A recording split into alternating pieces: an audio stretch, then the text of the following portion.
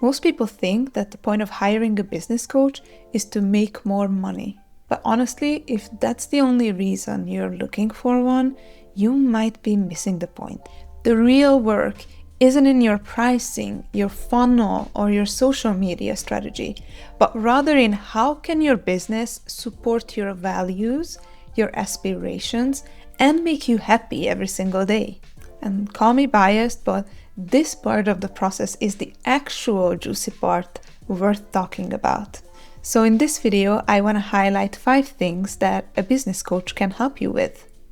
And if you're new here, hi, my name is Mercedes, and as a business coach, I help women build lovable businesses. Yes, we talk about all things strategy on this channel, but we balance it by acknowledging and learning about the internal work it takes to grow a business without risking burning out in the process. So if building a conscious and sustainable business is something you are interested in, don't forget to let me know by subscribing to this channel.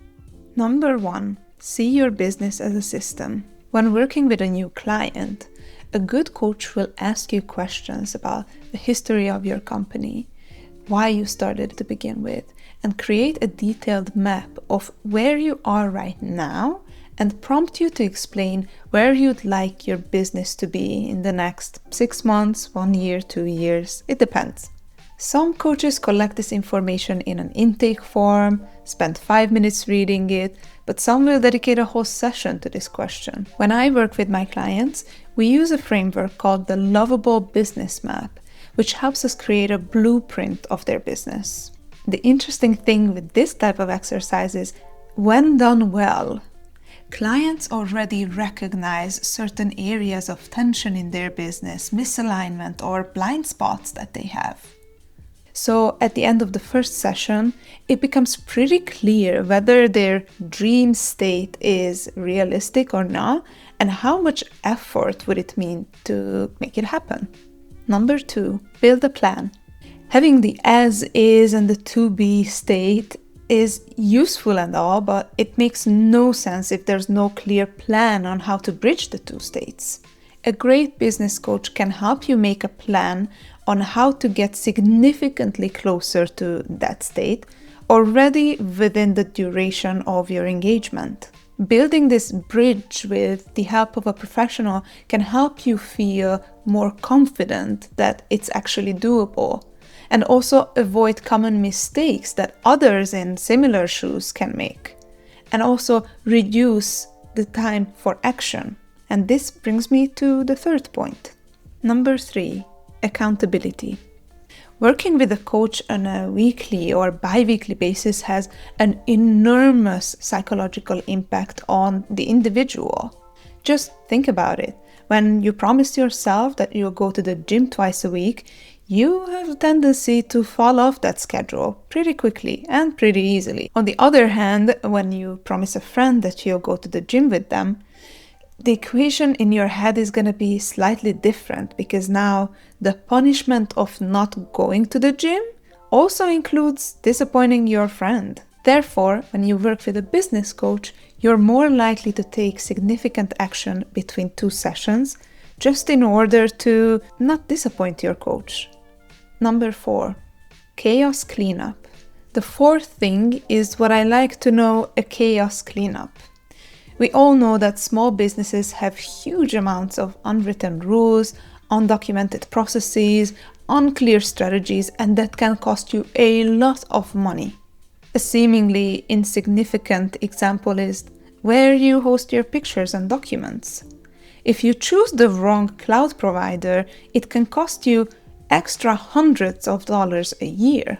And I think this is one of the coolest things about working with a business coach, because a good coach can help you account for your systems, maybe even suggest changes, or ask you for a total reset in order to save you money and bring more structure to the chaos.